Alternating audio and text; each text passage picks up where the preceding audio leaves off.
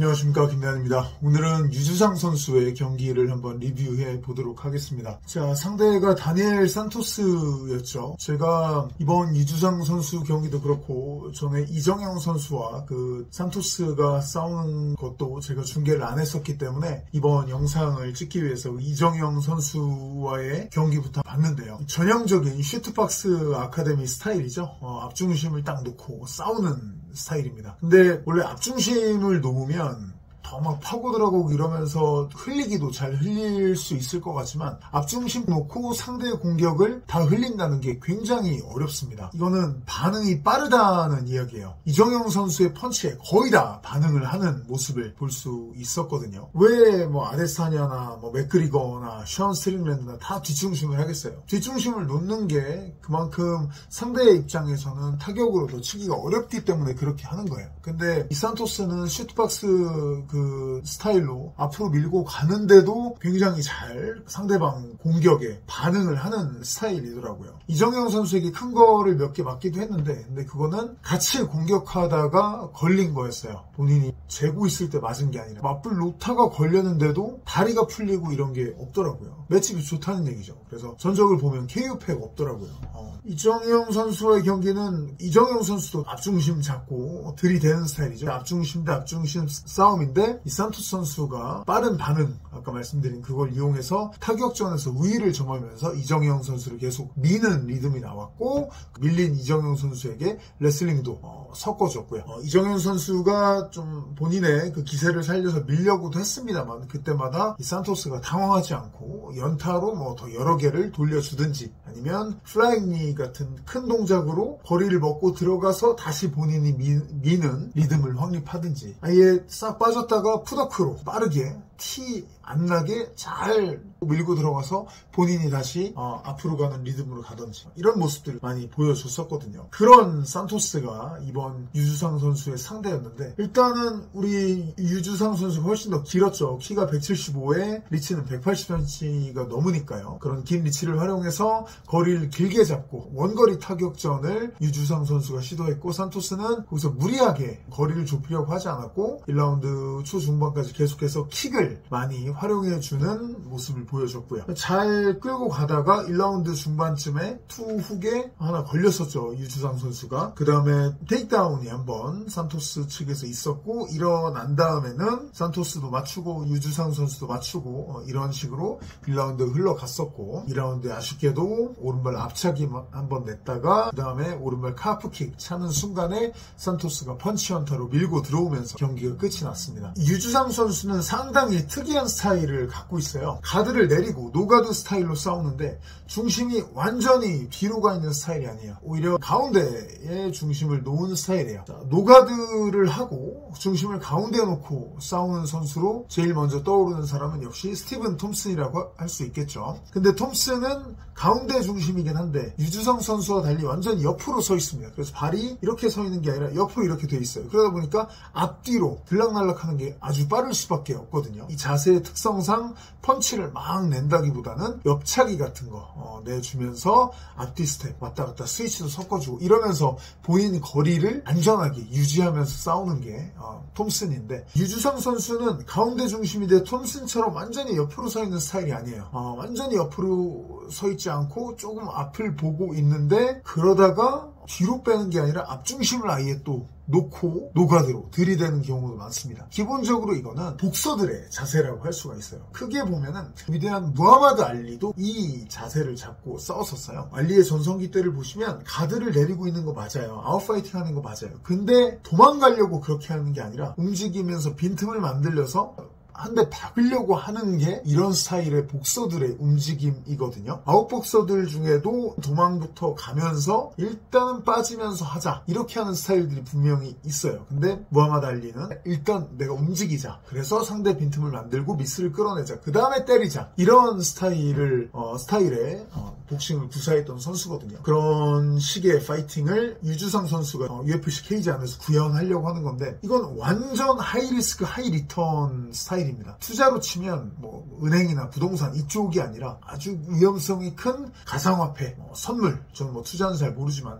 흔히 얘기하는 완전히 벌거나 완전히 잃거나 이런 느낌이에요. 경기가 재미있을 수밖에 없죠. 이런 식으로 경기를 하면. 근데 UFC 레벨에서는 제가 봤을 때 어차피 지금 모습 그대로 가면 위로 올라갈수록 위태로워졌을 수밖에 없어요. 다니엘 산토스를 만약에 이겼다고 해도 위쪽이나 언저리에 있는 상대들을 만난다고 생각을 해보세요. 산토스가 키가 170에 리치도 170이에요. 그런 산토스에게 1라운드부터 유주상 선수가 펀치를 얼굴에 좀 계속해서 걸렸었죠. 그 다음에 만약에 산토스보다 더 길고 경험도 많고 펀치도 무거운 안드레 필리 같은 선수와 싸우면 필리보다는 작지만 필리를 이기기도 했고 디에고 로페스도 이겼던 이 조한 데스톤 브리트 선수 그리고 최승우 선수를 이겼던 엄청난 타격가죠. 이 재앙 실바와 컨텐더 시리즈에서 판정까지 갔었던 케빈 바시오스 그리고 아주 뭐 능글능글한 양화의 스타일이죠. 이 듀크 루퍼스타단의 천재 파이터 크리스찬 로드리게스 긴 라인도 있어요. 뭐 줄리안 이로사라든지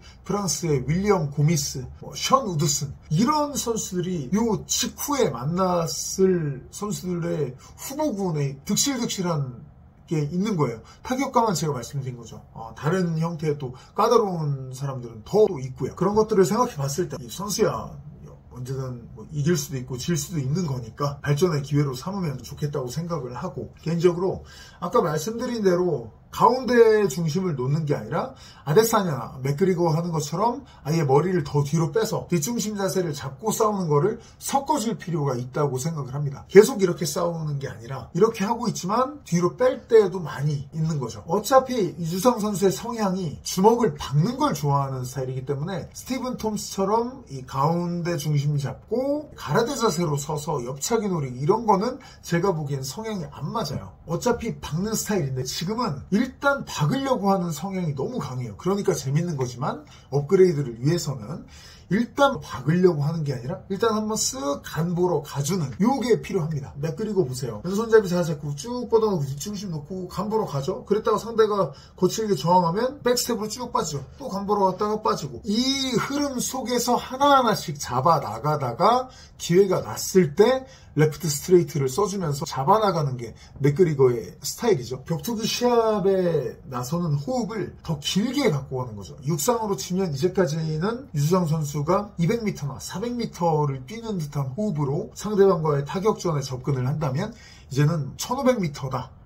그보다 더 긴 레이스다라고 생각하고 길게 호흡을 갖고 가는 거죠. 여기에 스위치를 섞어주면 더욱더 좋겠고요. 사실 우리나라 그 1세대 선수들 중에 이 뒷중심의 타격 싸움을 가장 먼저 갖고 오다시피 한 선구자적인 존재가 제 스승님인 김웅 관장님이에요. 당시에 타격의 기본은 무조건 우리나라에서는 자, 중심을 가운데다 둬야 된다. 아니면 앞발에 6, 뒷발에 4 이런 식으로 다들 해서 나왔었거든요. 근데 김웅 관장님 같은 뒷중심을 잡은 선수를 만나면 정통 자세를 잡다가 상당히 당황이 됩니다. 얼굴이 비어있는 것 같은데 주먹이 잘 안 닿아요. 뻗으면 미스가 나면서 뒷중심 잡은 사람 빠졌다가 때리고 빠졌다가 때리고 이 리듬이 정말 까다롭거든요. 저도 배우면서 엄청 많이 맞았는데 여기서 중요한 부분이 김웅 관장님도 그렇고 유주상 선수도 그렇고 이런 스타일들의 대부분이 노가드를 한 상태로 밖으로 많이 빠지는 모습들이 거의 눈에 띄잖아요. 근데 뒤로 계속 빠지는 게 목표가 아니에요. 그런 식으로 하면서 상대를 당황시켜서 멈추게 만들고 아니면 뒷걸음질 치게 만들어서 결국은 전진해서 들어가서 때려서 잡아먹는 스타일이 바로 이 스타일 그렇게 하려고 하면은 유주상 선수는 결국은 상대방과 부딪힐 수밖에 없다라는 사실을 받아들여야 하는 게 좀 중요하다고 생각합니다. 지금 보면 유주상 선수는 이 스타일의 특성상 상대방이 들어올 때 내가 붙거나 아니면 빠지거나 이렇게 결정을 해야 되거든요. 근데 빠지는 비중이 너무 커요. 거의 대부분입니다. 내가 만약에 상대가 들어오는 거를 다 봤어요. 그러면 쓱 빠지면 아무 상관이 없죠. 근데 내가 잡혔다 싶었을 때 잡히고 맞을 것 같다 싶었는데도 옵션이 결국은 빠지는 것밖에 없어서 빠지다가 걸리면 이게 큰일이에요. 이때 크게 걸리거든요. 그래서 들어오는 상대를 혹은 애매한 상황이 있을 때 상대를 내가 먼저 몸싸움으로 들어가서 뭉개고 잡아놓고 공격하는 패턴이 제가 보기에는 필요합니다. 찰스 올리베이라 같은 경우 그 다니엘 산토스의 팀 선배라고 할 수 있겠죠. 올리베이라도 전진 일변도인데 전진하다가 상대방이 딱 잡히는 순간 몸싸움이 붙는 순간에 무에타이 베이스의 클린치 타격으로 이런 부분을 해결을 하고요.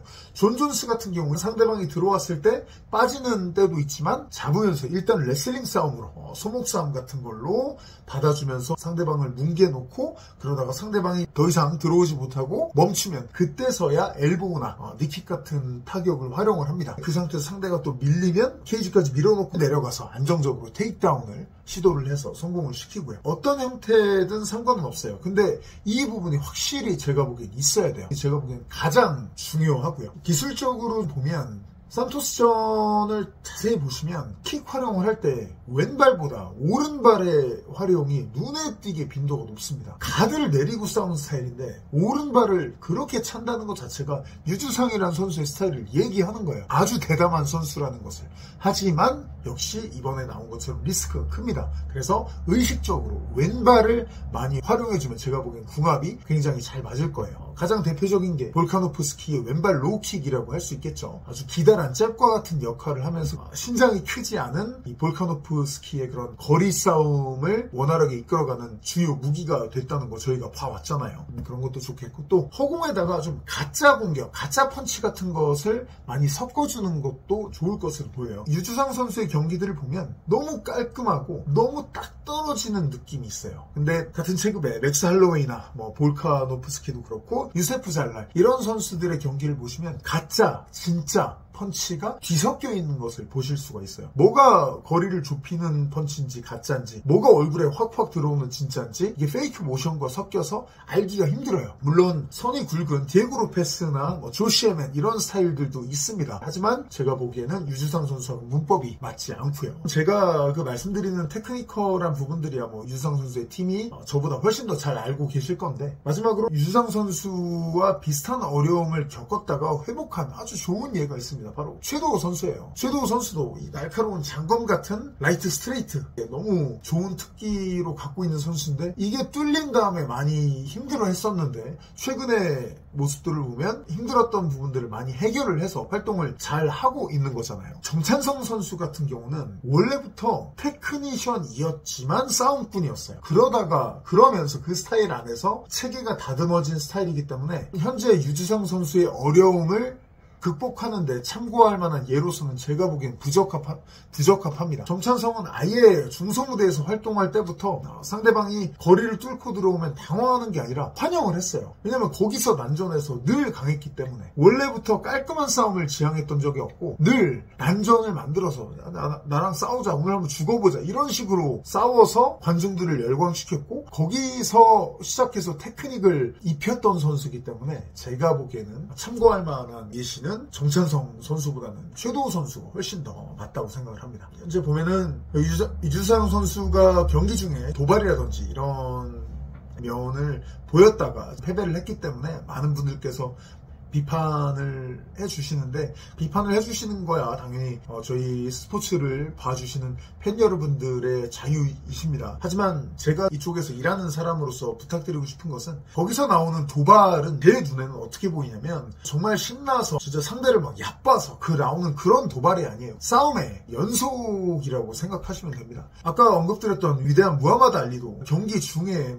링 안 밖에서 도발을 계속 퍼부었던 사람이에요. 근데 알리도 은퇴한 후에 고백을 많이 했죠. 정말 두려웠다. 하지만 그런 두려움을 극복하기 위해서 상대방을 계속 자극하려고 하고 빈틈을 찾으려고 하고 나 무슨 최선을 다한 거였다라는 얘기를 했잖아요. 저는 그렇게 생각을 합니다. 유주상 선수도 도발만 하다가 제대로 된 동작을 수행을 안 하다가 이제 KO된 게 아니잖아요. 파이팅 하는 와중에 도발도 섞어주고 테이크다운 당한 상황에서 도발적인 모습도 보였지만 빠져나가려고 방향도 바꿔가면서 기술 구현을 계속해서 했었고 연장선이라고 봐주시면 좀 좋지 않을까라는 게 제 부족한 좀 생각입니다. 이 UFC 무대가 제가 영상마다 말씀드립니다만 갈수록 더 어려워지거든요. 그렇기 때문에 UFC 무대에서 사실 이기는 게 당연한 게 아니라 이기는 건 너무 대단한 거고 저도 기회가 주어지는 한 계속 도전할 수밖에 없는 게 UFC 선수들의 숙명이라고 생각을 합니다. 네, 오늘 영상 여기까지 하겠고요. 다음 영상에서 또 인사드리겠습니다. 감사합니다.